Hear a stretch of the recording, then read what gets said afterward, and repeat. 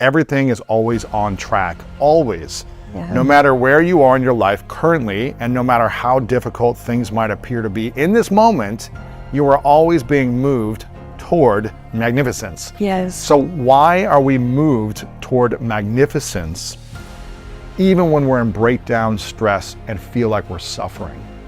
How are we on track when we're in that moment? Well, we are, though. We are. And I mean, if I use myself as an example, that night that I talked about where everything collapsed in a heap and I was going to be broke, my health was really bad.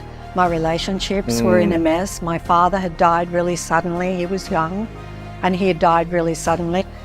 If that hadn't happened that night, and I've thought about all of the things that led up to that night, and you know, I was making 6 documentary films about murder. Can you imagine?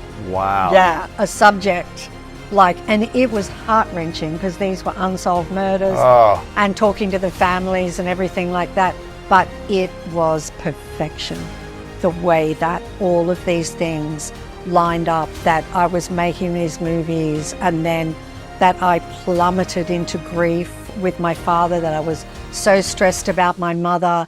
And all of these things led to this incredible night on the 9th of September at 9:30 at night, and where everything fell in a heap. And we could all say, oh, but that was so terrible, all those things happened. And not long before that, you know, years before that, I'd been fired. But if any of those things hadn't happened, I would never, ever have discovered the secret. And in fact, until we think differently, it won't change. It's so simple.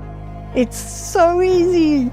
We just have to think about what we want and talk about what you want until you have what you want. When people talk about what they don't want consistently, what typically happens? They get that. The mind, it's just a program. It's not an entity, it's just a program.